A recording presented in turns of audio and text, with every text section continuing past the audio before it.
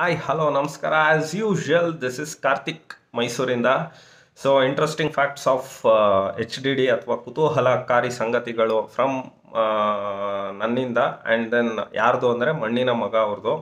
So ಇವರು 1954ನೇ ಇಸ್ವಿಲಿ ಚೆನ್ನಮ್ಮ ಅನ್ನೋರನ್ನ ಮದುವೆ ಆಗ್ತಾರೆ. ಇವ್ರ ತಂದೆ ತಾಯಿ ಹೆಸರು ದೊಡ್ಡೇಗೌಡರು ಹಾಗೂ ತಾಯಿ ಹೆಸರು ದ್ಯಾವಮ್ಮನವರು. ಅದಾದ ನಂತರದಲ್ಲಿ ಇವ್ರಿಗೆ 4 ಜನ ಗಂಡು ಮಕ್ಕಳು, H D Revanna, H D ಕುಮಾರಣ್ಣ, and then H D Ramesh ಅವರು, and then H D Balakrishna ಅವರು. ಬಾಲಕೃಷ್ಣ ಅವರು KAS ಆಫೀಸರು, ರಮೇಶ್ ಅವರು ಡಾಕ್ಟ್ರು.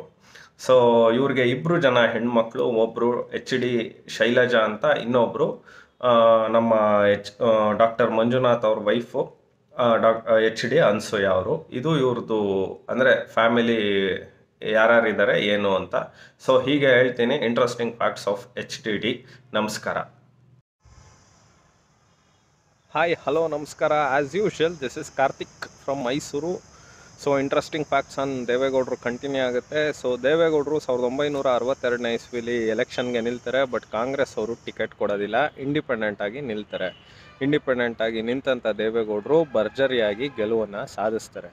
ಸಾಧಿಸಿದ ನಂತರದಲ್ಲಿ ದೇವೇಗೌಡರಿಗೆ ದಿನ ಒಬ್ಬೊಬ್ಬರು ಬಂದು ನಾನು ಅಷ್ಟು ಖರ್ಚು ಮಾಡಿದ್ದೆ, ನಾನು 1,000 ಕೊಟ್ಟೆ, 2,000 ಕೊಟ್ಟೆ, ಹಿಂಗೆ ಲೆಕ್ಕ ಹೇಳ್ತಾ ಇರ್ತಾರೆ. ಸೊ ದೇವೇಗೌಡರು ಒಂದಿನ ಏನು ಮಾಡ್ತಾರೆ ಅಂದರೆ ಎಲ್ಲರ ಹತ್ರನೂ ಬರೆಸ್ಕೊಂಡು ಕೊನೆಗೊಂದಿನ ಅವರು ತಮ್ಮ 2 ಎಕರೆನೋ 4 ಎಕರೆನೋ ಜಮೀನಲ್ಲಿ ಆಲೂಗೆಡ್ಡೆ ಬೆಳೆದು ಅದನ್ನೆಲ್ಲ ತೀರಿಸ್ತಾರೆ.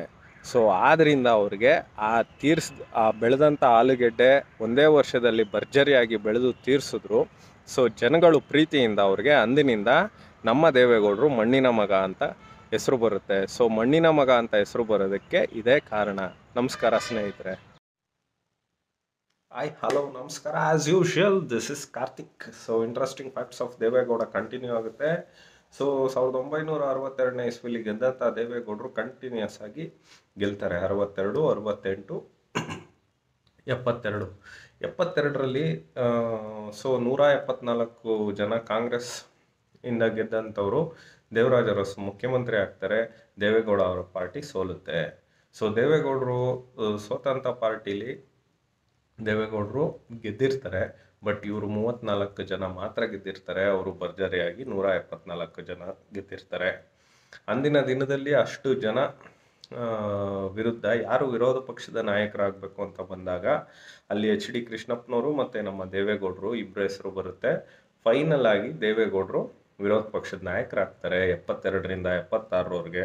ಸೊ ಅವ್ರು ಮಾಡಿದಂಥ ಕೆಲಸಗಳು ಯಾವುದು ಅನ್ನೋದನ್ನು ಮುಂದಿನ ಸಂಚಿಕೆಯಲ್ಲಿ ಹೇಳ್ತೀನಿ ಸ್ನೇಹಿತರೆ.